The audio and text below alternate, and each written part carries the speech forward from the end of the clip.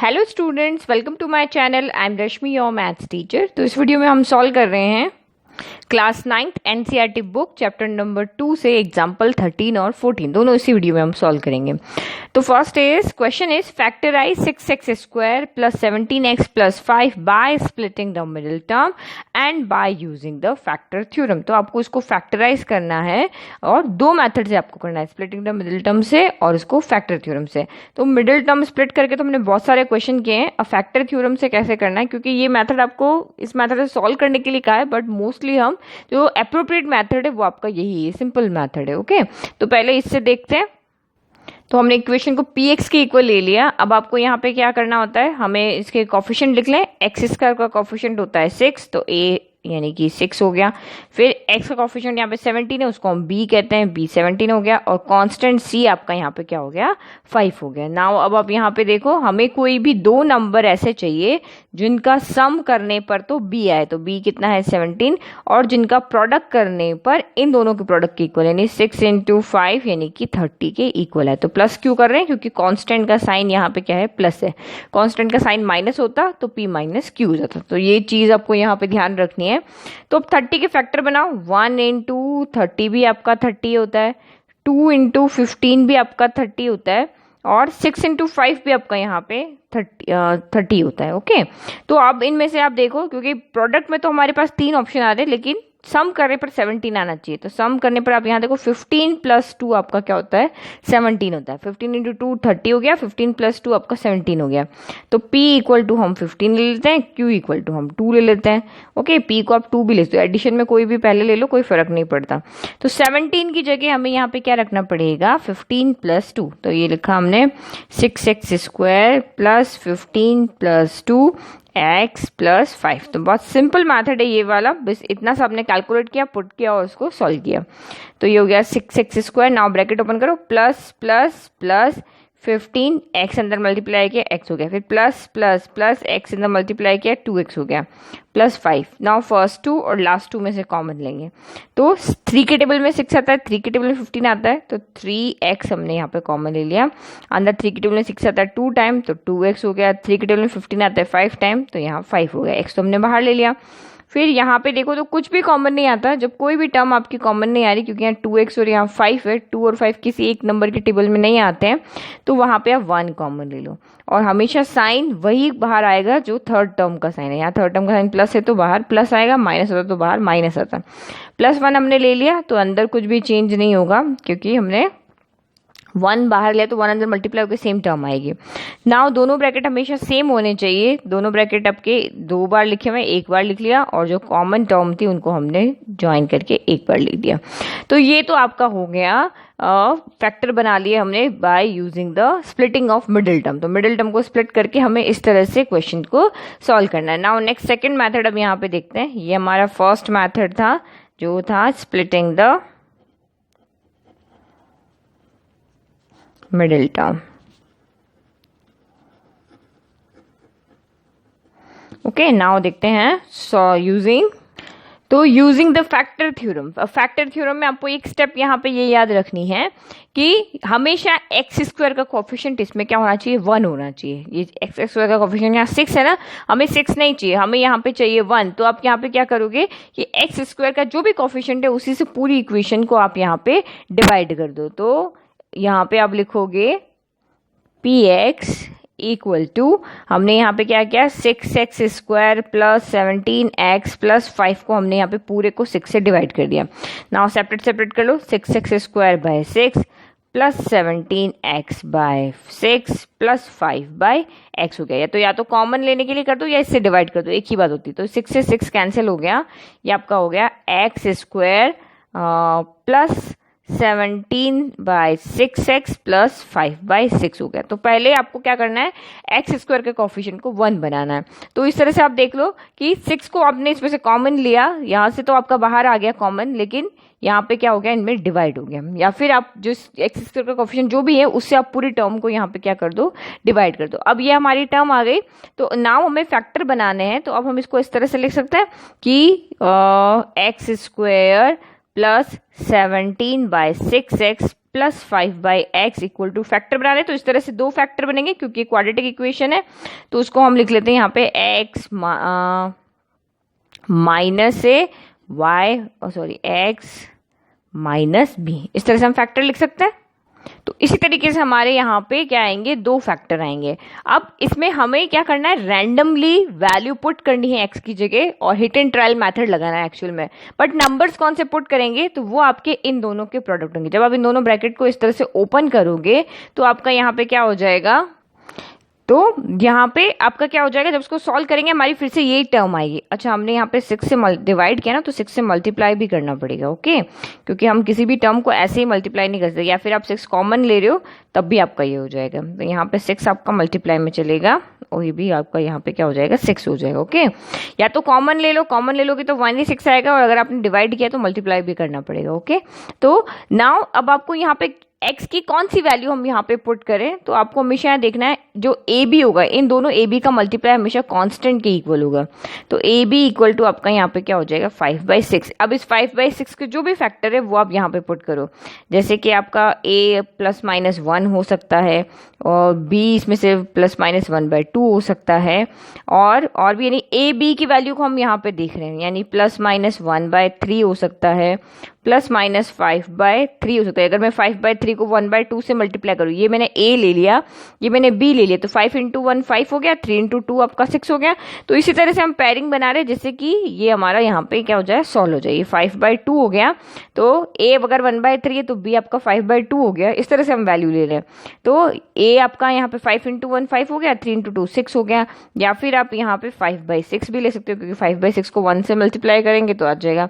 अब रैंडम इसमें से कोई भी वैल्यू पुट करके और आप इसमें से चेक कर सकते हो। जैसे मैंने सबसे पहले 1/2 पुट किया x की जगह, ये हिट एंड ट्रायल मेथड है, बस आपको यहाँ पे x² के कोफिशिएंट को 1 बनाना है, a b जो भी कांस्टेंट टर्म है उसके फैक्टर के अकॉर्डिंग देख लेना इनमें से क्या वैल्यू आपको यहाँ पे पुट करनी है। तो p ऑफ 1/2, तो ये आपका हो गया, अब यहाँ पे पुट करो। 6 तो आपका यहाँ पे पहले से ही है, ओके, x², तो 1/2 का स्क्वायर प्लस 17/6 इंटू 1/2 हो गया, प्लस 5/6 हो गया। तो अब यहाँ देखो ये इक्वल आपका 0 नहीं आएगा। 0 क्यों नहीं आएगा, क्योंकि सारी टर्म आपकी प्लस प्लस में है, माइनस की कोई टर्म ही नहीं है, तो कैंसिल करने पर ये 0 आपका नहीं आएगा। अब देखो हमने अभी यहाँ पे स्प्लिटिंग द मिडिल टर्म को सॉल्व किया है, तो यहाँ से हम इंट ले लेते हैं, यही इसके फैक्टर होंगे। तो मैं अगर यहाँ पे 3x + 1 को इक्वल 0 रखती हूँ तो x की वैल्यू कितनी आ जाएगी, 3x = -1, यानी x = -1/3, यानी x = -1/3 पे 0 आएगा। या फिर हम 2x + 5 = 0 रखते हैं, तो 2x = -5 हो गया और x = -5/2 हो गया। यानी इन दो वैल्यू पे ये क्या हो जाएगा, क्योंकि दो ही सोल्यूशन होंगे, क्योंकि क्वाड्रेटिक इक्वेशन है। तो अब आप x की जगह -1/3 रखो, तो ये हो गया -1/3। ना उसको सॉल्व करो, 6 -1/3 का स्क्वायर प्लस 17/6 -1/3 प्लस 5/6 हो गया। तो ये आपका हो गया 6 -1, माइनस का स्क्वायर प्लस हो गया, 1 का स्क्वायर 1, 3 का स्क्वायर हो गया 9, प्लस माइनस माइनस, और ये हो गया आपका 17, और ये हो गया 18, और ये हो गया प्लस का 5/6 हो गया, ओके। नाउ हमने एलसीएम ले लिया, 9, 18 और 6 का एलसीएम कितना आ गया, 18 आ गया। 9 के टेबल में 18 आता है 2 टाइम, ऊपर 2 मल्टीप्लाई हो गया, 18 के टेबल में 18 आता है 1 टाइम, 17 हो गया। 6 के टेबल में 18 आता है आपका 3 टाइम, तो यहाँ पे 5 × 3 15 हो गया। नाउ इसको सॉल्व किया तो ये आपका यहाँ पे हो गया 15 + 2 17 -17/18, तो 17 - 17 कितना हो गया, 0/18, तो 0 किसी से मल्टीप्लाई करो 0 ही आएगा। तो आप देखो p = -1/3 पुट करने पर आपका यहाँ पे 0 आ रहा है, तो इसका मतलब अब यहाँ पे क्या लिखोगे, हैंस x -1/3, क्योंकि आपने x = -1/3 पुट किया था, तो दिस इम्प्लाइज x + 1/3, इसका क्या बन जाएगा, is a factor of px। तो ये आपका इसका फैक्टर बन जाएगा। ये जैसे देखो यहाँ पे आ रहा था ना, अब आप x की जगह सेम यहाँ पे क्या पुट करोगे, हमने एक और देखा था -5/2। तो ये मेथड कोई एग्जाम में आता नहीं है, बट क्वेश्चन में दिया हुआ है, इसलिए हम यहाँ पे सॉल्व कर रहे हैं। तो जब आप p की यहाँ पे पूरा -5/2 पुट करोगे, तब भी ये टर्म आपकी यहाँ पे क्या आ जाएगी, 0 ही आएगी, क्योंकि हमने ऊपर अभी इसको सॉल्व करके देखा है, फैक्टर बनाया ना उसमें से, तो ये भी इक्वल आपका 0 आएगा। तो आपका यहाँ पे क्या हो जाएगा, x = -5/2 पे ये 0 आ रहा है, तो इसका मतलब x + 5/2 is a factor is a factor of P x. तो ये दोनों इसके क्या हो जाएंगे, फैक्टर हो जाएंगे। नाउ अब यहाँ पे लिख लेते हैं, तो मैं यहाँ पे लिखती हूँ P x x minus A की जगह हमने दो फैक्टर बनाए थे ना, एक्स माइनस ए एक्स माइनस बी, तो हम यहाँ पे ले लेते हैं। ये तो हो गया 6, एक फैक्टर हमारा हो गया एक्स प्लस 1/3, दूसरा फैक्टर हमारा हो गया एक्स प्लस 5/2 गया। अब यहाँ दोनों जगह एलसीएम ले लो, इतना आंसर लिखा है ये भी ठीक है, और एलसीएम ले लोगे तब भी ठीक है। तो 1 और 3 का एलसीएम आया 3, तो 1 के टेबल में 3 आया 3 टाइम, ऊपर 3 मल्टीप्लाई हो जाएगा, 3 के टेबल में 3 आया 1 टाइम, ये रहेगा। फिर यहाँ पे आया 2 के टेबल में, इसके डिनोमिनेटर में क्या है 1 है, 1 के टेबल में 2 आया 2 टाइम, तो ऊपर 2 से मल्टीप्लाई हो जाएगा और ये एज इट इज रहेगा। तो ये हो गया 6, और एक फैक्टर रहा 3x प्लस 1, एक फैक्टर रहा 2x प्लस 5, और 3 इंटू 2 आपका क्या हो गया 6 हो गया, 6 से 6 कैंसिल हो गया। तो ये फैक्टर हो गए आपके 3x प्लस 1 और 2x प्लस 5। तो जो ऊपर फैक्टर आ रहे थे वही फैक्टर आ रहे हैं, बट ये देखो ये कितना लेंदी मेथड है, इस मेथड से सॉल्व करने जाओगे तो बहुत टाइम लग जाएगा। इसीलिए हमारे पास जो अप्रोप्रिएट मेथड है वो हमारे पास यही मेथड है। बस आपको क्वेश्चन में कहा था कि इस मेथड से सॉल्व करके बताओ, इसलिए मैंने यहाँ पे इसको सॉल्व करके बता दिया। अदरवाइज ये मेथड आपको यहाँ पे, इस मेथड से आपको मिडिल टर्म स्प्लिट करने की जरूरत यहाँ पे नहीं है। नाउ नेक्स्ट 14 देखते हैं। नाउ एग्जाम्पल नंबर 14, तो factorise y square minus 5y plus 6 by using the factor theorem. तो सबसे फर्स्ट स्टेप तो हम इसको पी वाई इक्वल लिख देते हैं, क्योंकि इक्वेशन में सारा वेरिएबल y है तो पी वाई लिखना है, वेरिएबल x था तो हमने पी एक्स लिखा था।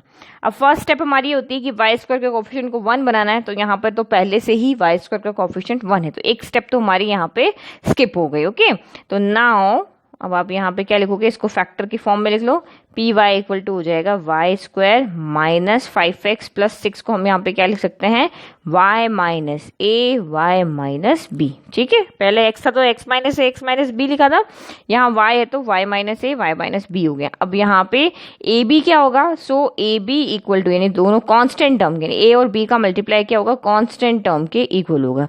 अगर आप 6 के फैक्टर बनाते हो, इसी नंबर के फैक्टर्स को हमें इसमें पुट करके चेक करना है। तो ए बी 6 के फैक्टर बनाया, 2 के टेबल में आया 3 टाइम, 3 के टेबल में आया 3 1 टाइम, यानी कि 6 के फैक्टर हमें 3 मिल रहे हैं, A1 2 3, तो यानी कि यही वैल्यू हमें यहाँ पे पुट करनी है। तो आप यहाँ लिखोगे so factor of 6 are plus minus 1 हो सकता है, प्लस माइनस 2 हो सकता है, प्लस माइनस 3 हो सकता है, या प्लस माइनस 6 हो सकता है। यानी यहाँ देखो ये 3 इंटू 2 6 हो रहा है, 6 इंटू 1 आपका यहाँ पे 6 हो रहा है, तो इनमें से कोई भी वैल्यू पुट करके और आपका यहाँ पे आंसर आएगा। तो सबसे पहले आप यहाँ पे simple x equal to 1 put के देखो, हम एक एक वैल्यू यहाँ पे पुट करके देखना है, या फिर आप यहाँ पे पहले माइंड में इस तरह से सॉल्व करके और चेक कर लो कि एक साइन यहाँ पे नेगेटिव है तो हमारा पॉजिटिव पुट करने पर आंसर आ जाएगा। तो हम y इक्वल टू 1 पुट करें तो p of 1 equal to 1 square minus 5 into 1 plus का 6 हो गया। तो ये आपका यहाँ पे हो गया 1 माइनस 5 प्लस 6, तो ये आपका हो गया 6 प्लस 1 7 माइनस 5, 7 माइनस 5 आपका यहाँ पे 2 आ रहा है जो कि 0 के इक्वल नहीं है, तो ये वैल्यू तो हमारी फैक्टर नहीं बना रही है। नाउ हम यहाँ पे y इक्वल टू 2 पुट करके देखते हैं, तो y इक्वल टू हमने 2 पुट किया, तो ये हो जाएगा p ऑफ 2, तो अब वैल्यू पुट करो, 2 का square y square 2 square minus 5, x की जगह 2 रखा प्लस 6 रखा, तो 2 का स्क्वायर क्या हो गया 4 हो गया, माइनस 5 इंटू 10 हो गया, प्लस आपका यहाँ पे 6 हो गया, दोनों ऐड करो, 6 प्लस 4 क्या हो गया 10, और माइनस का 10 as it is, 10 minus 10 equal to आपका यहाँ पे क्या हो गया 0 हो गया। तो हमने y इक्वल टू 2 पुट किया तो हमें p2 इक्वल टू 0 मिल गया। तो इसका मतलब यहाँ पे क्या हो गया, since at y equal to 2 p2 equal to 0, तो दिस इम्प्लाइज 2 को उधर शिफ्ट कर लो, तो y minus 2 is a factor. इसका मतलब क्या हो गया, y माइनस 2 इसका एक फैक्टर हो गया।